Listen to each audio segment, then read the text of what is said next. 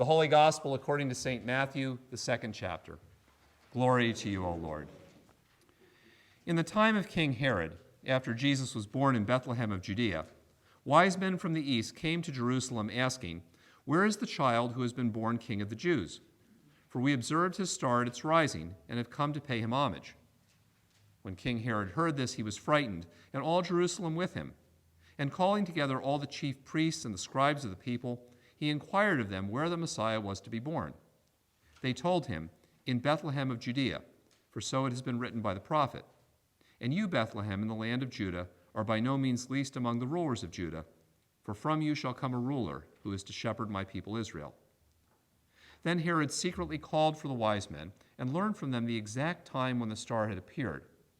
Then he sent them to Bethlehem, saying, "Go and search diligently for the child, and when you have found him, bring me word so that I may also go and pay him homage." When they had heard the king, they set out, and there ahead of them went the star that they had seen at its rising, until it stopped over the place where the child was. When they saw that the star had stopped, they were overwhelmed with joy. On entering the house, they saw the child with Mary his mother, and they knelt down and paid him homage. Then opening their treasure chests, they offered him gifts of gold, frankincense, and myrrh. And having been warned in a dream not to return to Herod, they left for their own country by another road. The Gospel of the Lord. So over the years, the Star Wars franchise has endeavored to give us many new words and phrases that have become part of our working vocabulary. One of those words is Padawan. In the Star Wars series, a Padawan is a young apprentice, one who is often training to be a Jedi Knight. A Padawan can be a young adult, but that person might also be a small child. In any event, it refers to someone who is on the way to something greater, but isn't there yet. Nobody seems to know exactly where George Lucas came up with the term Padawan. Some suspect he got it from a Sanskrit word which is similar in sound and also means learner. But it's also possible that it is a reworking of a Greek word, padion, which means child or child learner. In Greek, padion is no longer a baby, but a young child who is developing into something more. And that is the word that Matthew uses to describe Jesus in today's gospel reading. As the story begins, three magi, we call them wise men, but the term magi really is a term that means closer to magicians than kings. These guys arrive in Jerusalem, and they ask Herod and his court, "Where can we find the Padion, who has been born King of the Jews?" Later on, we find out these guys may have been on the road for 2 years, based on what they told Herod about the appearance of this star, which, for reasons that Matthew does not tell us, appears that nobody else noticed. And so when the Magi arrive in Bethlehem, they enter a house where Mary and Joseph are living. In spite of the fact that we always show the Magi visiting the stable over there, because that's always where they are in our nativity scenes, that is not the word that Matthew uses. He says house. In his understanding, Mary and Joseph live in Bethlehem until they're forced to flee from Herod. And because this is possibly 2 years later, the Jesus they encounter is a Padawan. He is a young child. He has no speaking lines whatsoever because most 2-year-olds don't. But he is old enough to personally be presented with gifts of gold and frankincense and myrrh. They don't give these gifts to Mary on his behalf.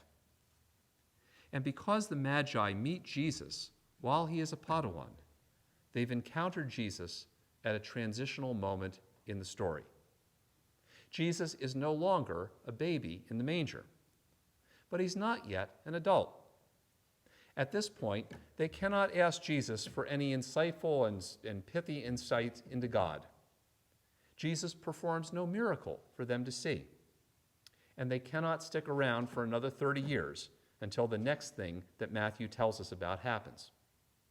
Indeed, they may not even live that long. And yet, the Magi, they are not put off by this. Somehow, even though they probably knew that they would find a Padawan, they set out on a long journey, intent on seeing what some god in a far-off land that they probably knew virtually nothing about was doing. So although we don't know much at all about these guys, we don't even know that there were three of them. We just know that there are three gifts.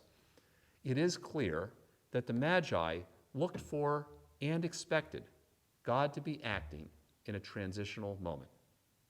They didn't go looking for a grown king in the midst of his glory. They went looking for a Padawan, the transition to something coming, even though they didn't know what it all meant or how it would all turn out.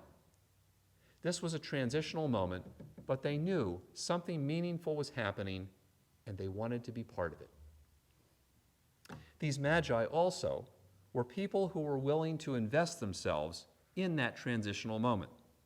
They got on their camels, and they took a long and probably dangerous trip.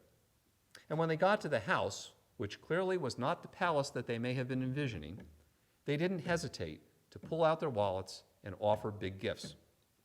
They invested themselves and their resources in this transitional moment that God had put before them.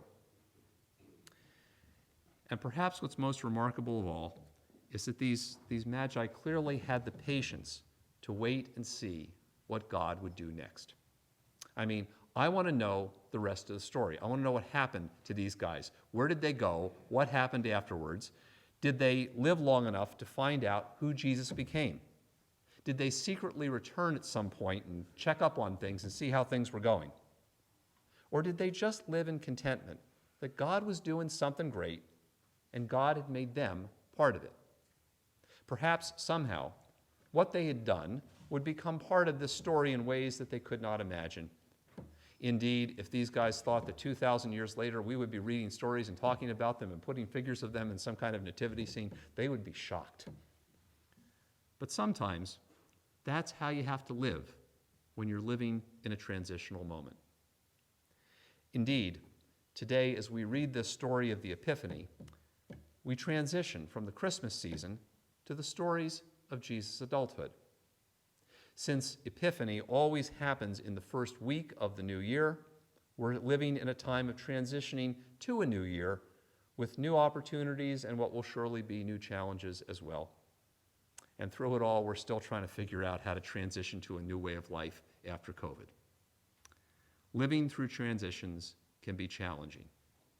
I don't know about you, but often when I'm going through a time of transition in my life, I'm sometimes tempted to shut down and wait for things to settle out before I really apply myself to this new reality, whatever it turns out to be. But not the Magi. For all that we do not know about them, the Magi show us how to live in transitional moments in our lives. And that's because, like the Magi, God is often calling us to be people who recognize and even expect God to act in transitional moments and transitional times in our lives. So often, we're tempted to kind of see transitional moments as a time between God did a big thing over here, and then I believe God will do another big thing over here, and in between is just nothing going on. But the Epiphany story reminds us that God is still in the midst of transition. God is doing things in the midst of the transitions. Indeed, Jesus as a Padawan reminds us that sometimes the transition is the very place where God meets us. And so this story reminds us, especially in times of transition, to look for what God is doing and where it is that God might be challenging us to get up and journey towards. For us too, like the Magi, the story of the Epiphany calls us to be people who act boldly and faithfully, especially in transitional moments. I mean, so often we're tempted to respond to transitional moments by sitting back and waiting to see what develops. Then, when it's clear, we tell ourselves, okay, then we'll act, then we'll know what to do, and we'll get on with it.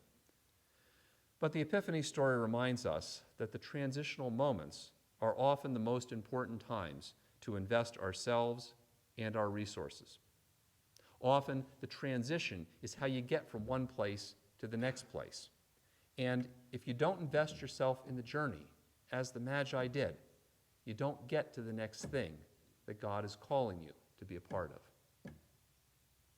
And for us too, the story of the Epiphany reminds us and calls us to have the stamina to wait and see what God does with what we do, even and especially if it's for somebody else, even people we don't know.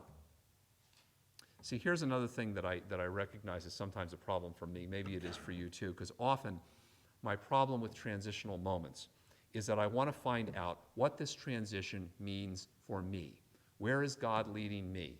Where is God sending me? How is God calling me to live in a new way? And those are all perfectly fine questions to ask. They're important. But like the Magi, the transition is an inflection point in God's story. And that story isn't just for me. Like the Magi, the importance of acting in the transition may be for somebody else. It may be so that our neighbors, our kids, our wider world get included in the story. I mean, sometimes, if we're waiting to just see what the transition will mean for me or for us, we'll miss out on the importance of the story to which God calls us. So whenever we face a transitional moment in our lives, whether it's a transition to a new year, a new season, or just a generally squirrely moment when we're not exactly sure how things are all going to turn out, we should remember the example of the Magi and their encounter with the Padawan Jesus. Their example reminds us that God is always present and at work in the midst of every transition and every transitional moment we face. Their example can encourage us to invest ourselves and our resources in that transitional moment, even and perhaps especially when we don't know how it will all turn out. And their example can give us the strength and the courage to wait and see what God has in store next for us and for others in the world around us.